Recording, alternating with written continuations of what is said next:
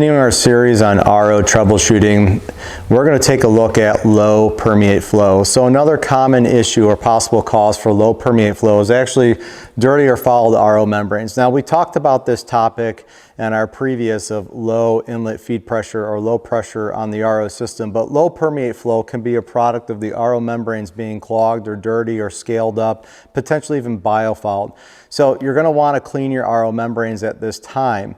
Make sure you refer to your manufacturer specifications in cleaning your RO membranes. It is very critical that you follow the process and you make sure that you do it right.